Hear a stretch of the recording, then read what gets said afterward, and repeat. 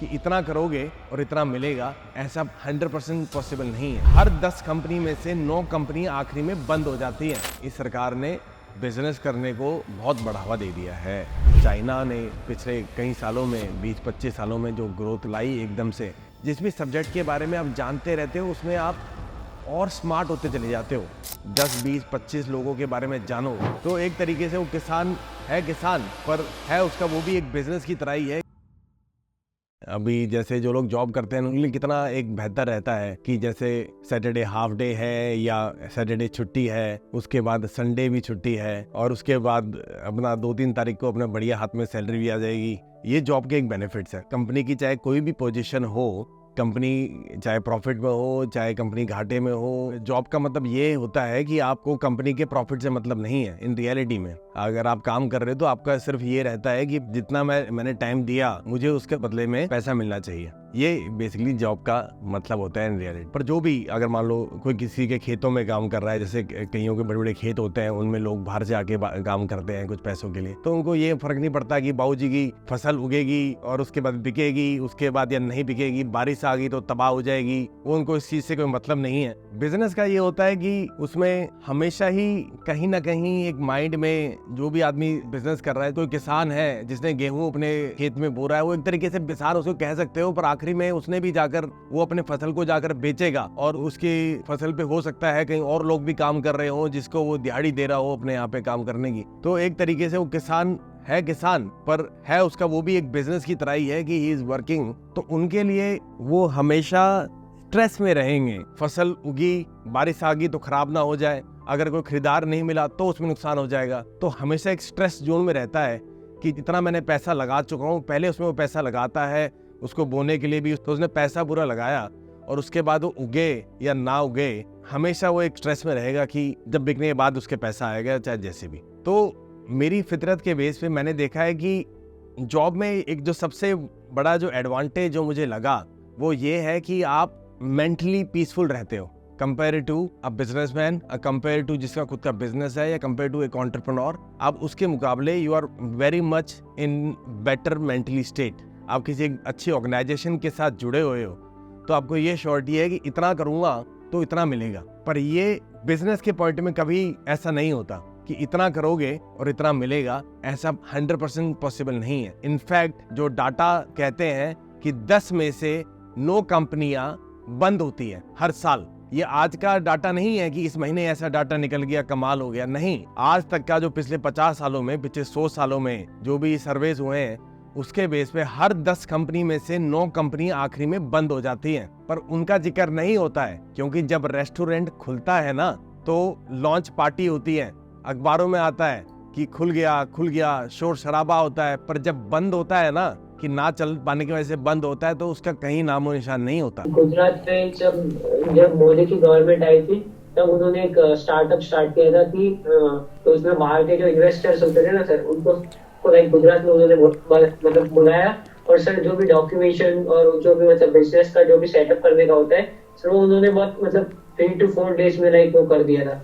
इस सरकार की हम चाहे कितनी भी आलोचना कर लें इनके कुछ कामों की वजह से, पर यह बात जरूर पक्की है कि इस सरकार ने बिजनेस करने को बहुत बढ़ावा दे दिया है।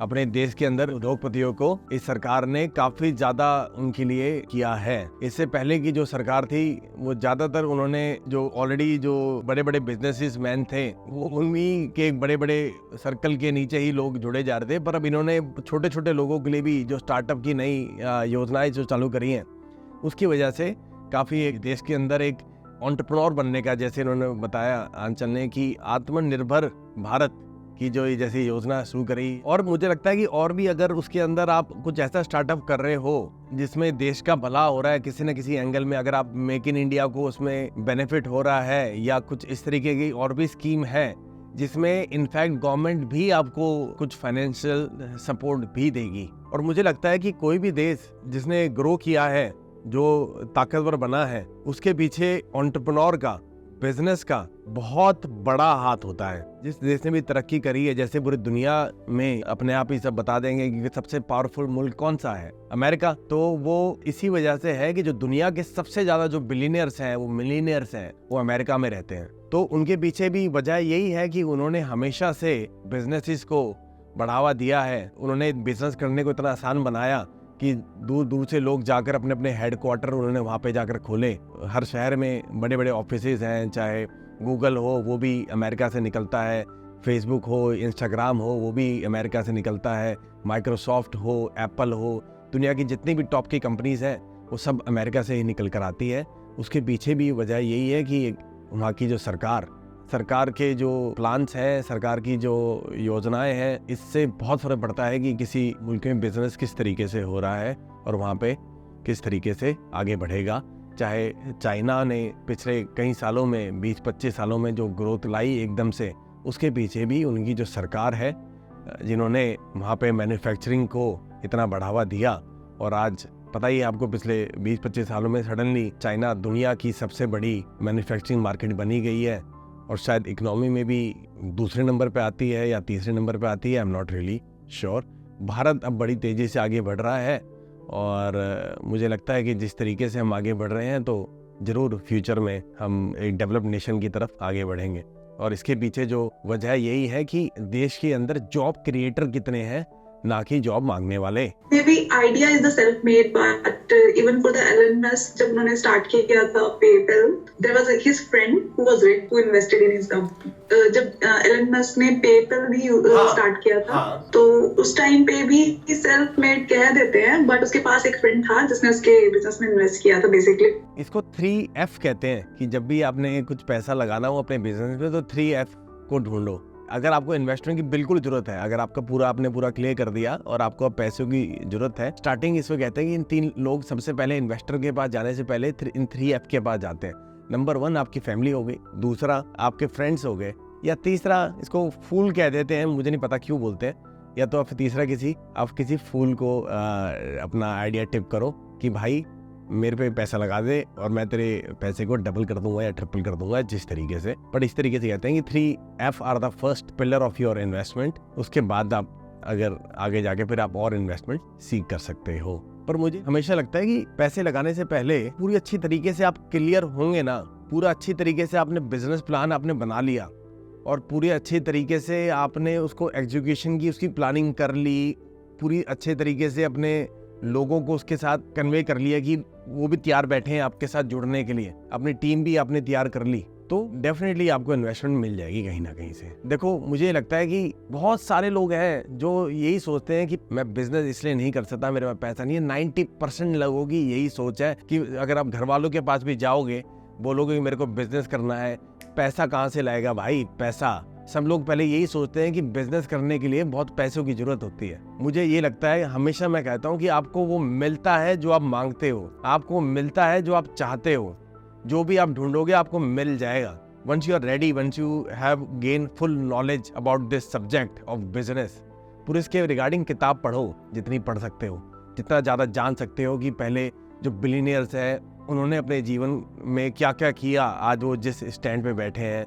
जो मिलीनियर्स है उन्होंने क्या क्या किया, जो और लोगों ने जो बिजनेस किए हैं पास्ट में। किताबें हैं, 1 साल 1.5 साल पढ़ो उनके बारे में किताबें, 10, 20, 25 लोगों के बारे में जानो, उन्होंने किस तरीके से स्टार्ट किया। चाहे कोई भी बिजनेसमैन है जो भी बड़े से बड़ी पोजीशन में बैठा हुआ है, तो आप धीरे धीरे करते जिसके बारे में आप पढ़ते रहते हो आपकी उसमें मास्टरी होती चली जाती है। जिस भी सब्जेक्ट के बारे में आप जानते रहते हो उसमें आप और स्मार्ट होते चले जाते हो।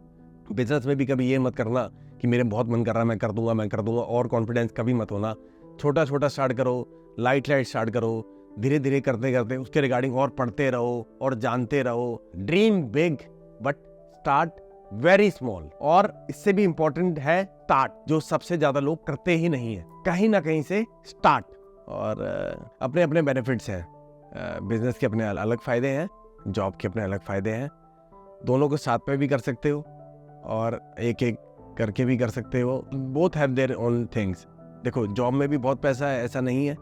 ये सुंदर पिचाई है जो गूगल के CEO जॉब भी कर रहे हैं, उनकी तनख्वाह कितनी है, करोड़ों रुपए के आसपास उनकी तनख्वाह है। ऐसे ही सत्या नडेला है, माइक्रोसॉफ्ट में हैं, वो भी जॉब ही कर रहे हैं। तो ऐसा नहीं है, जॉब में भी बहुत पैसा कमाया जा सकता है, सिर्फ बिजनेस के लिए नहीं है। और बिजनेस में भी रोलर कोस्टर है, या तो ऊपर भी जा सकते हो, बहुत नीचे भी आ सकते हो। तो अपने अपने बेनिफिट्स हैं। जो भी आपका नेचर कहता है उसके हिसाब से करो, जो आपकी इच्छा है और आपको लगता है कि मैं जिस कंपनी के साथ जुड़ा हूँ उसी में मेरे को आगे अपने आप को बढ़ाना है या बढ़ना है, इसी पोस्ट में ही आज मेरा एक एम्प्लॉई हूँ, कल मेरे को मैनेजर बनना है, मेरे को सीनियर मैनेजर बनना है, मेरे को कंपनी का CEO बनना है, इस तरीके से सोच सकते हो। या ये सोच सकते हो कि मेरे को अभी छोटी सी अपना खुद का, चाहे छोटा सा ही सही, अपना खुद का कुछ करना है, जैसे आपको ठीक लगे। ठीक है गाइस, ओके।